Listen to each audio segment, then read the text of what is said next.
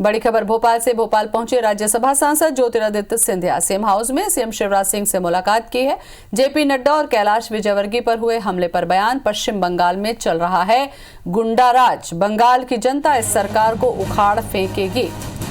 तो बड़ी खबर भोपाल पहुंचे ज्योतिरादित्य सिंधिया। सीएम शिवराज सिंह चौहान से उन्होंने मुलाकात की है।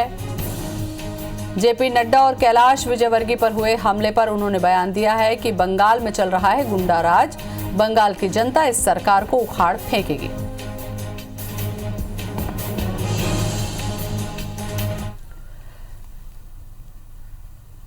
किसानों के चल रहे आंदोलन पर ज्योतिरादित्य सिंधिया का बयान। केंद्र सरकार के मंत्री लगातार किसानों से बात कर रहे हैं। किसानों की गलतफहमियां दूर करने की कोशिश की जा रही है। किसानों के हित में काम किए जा रहे हैं, कहना है सिंधिया का। नगरीय निकाय में जीत का भी दावा उन्होंने किया है।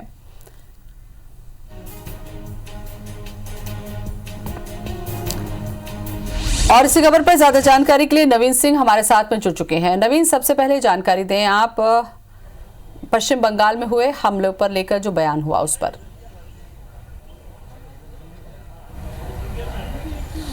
देखिए, उपचुनाव के बाद ज्योतिरादित्य सिंधिया के दौरे मध्य प्रदेश में लगातार बढ़ते जा रहे हैं। ये तीसरा दौरा है ज्योतिरादित्य सिंधिया का और आज पूरी ताकत के साथ वो पहुंचे हुए हैं। तमाम समर्थक उनके साथ है। जो जीते हुए विधायक है वो भी उनके साथ हैं, जो प्रत्याशी हार चुके हैं वो भी उनके साथ हैं। और इस वक्त मुख्यमंत्री शिवराज सिंह चौहान से वो मुलाकात कर रहे हैं। कुछ देर पहले उन्होंने ये ज़रूर बयान दिया कि पश्चिम बंगाल में जो कल जेपी नड्डा और कैलाश विजयवर्गीय के काफिले पर पथराव हुआ है, हमला हुआ है, उसको लेकर उन्होंने रिएक्ट किया है। उन्होंने कहा है कि पश्चिम बंगाल में लोकतंत्र एक तरीके से ख़त्म हो चुका है और इस तरीके से बीजेपी नेताओं पर हमले ठीक नहीं है। इसका जवाब पश्चिम बंगाल की जनता देगी। जो चुनाव है उसमें चुनाव में टीएमसी सरकार को पश्चिम बंगाल की जनता सबक सिखाएगी।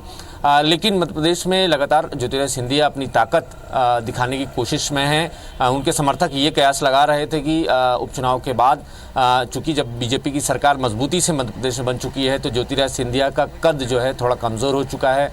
ऐसी अटकलें उनके समर्थक लगा रहे थे, क्योंकि महीना भर हो चुका है उपचुनाव के बाद और अब तक उनकी जो सबसे खास सिपहसालार हैं तुलसी सिलावट और गोविंद सिंह राजपूत, वो मंत्री अब तक नहीं बन पाए हैं। साथ ही साथ जो ये बार बार बात सामने आ रही थी कि जो हारे हुए सिंधिया खेमे के जो प्रत्याशी हैं, जो कांग्रेस पार्टी छोड़कर सिंधिया के साथ बीजेपी में शामिल हो गए थे, तो उनको कहीं ना कहीं सत्ता में एडजस्ट किया जाएगा, निगम मंडलों में उनकी नियुक्तियां होंगी। लेकिन इस बीच में ऐसा कुछ नज़र नहीं आया पिछले एक महीने के दौरान। और मुख्यमंत्री शिवराज सिंह चौहान ने भी साफ कर दिया कि फिलहाल मंत्रिमंडल विस्तार का कोई इरादा नहीं है बीजेपी का। इस लिहाज से कार्यकर्ताओं में एक डर बन गया था कि उनका पॉलिटिकल कैरियर कहीं दांव पर तो नहीं लग गया है। तो इसको लेकर ये जो आज बैठक चल रही है मुख्यमंत्री शिवराज सिंह चौहान के साथ ज्योतिरादित्य सिंधिया की, तो माना जा रहा है कि एक बड़ी अहम बैठक है, बहुत महत्वपूर्ण बैठक है। और ज्योतिरादित्य सिंधिया और उनका जो खेमा है उसके पॉलिटिकल कैरियर को लेकर ज़रूरी कुछ बातचीत हो रही है। हालांकि ज्योतिरादित्य सिंधिया बार बार पूछने पर ये ज़रूर जवाब देते हैं कि वो मध्य प्रदेश के विकास के लिए योजना चल रही है उसको लेकर मुख्यमंत्री शिवराज सिंह चौहान से मुलाकात करेंगे, बात करेंगे।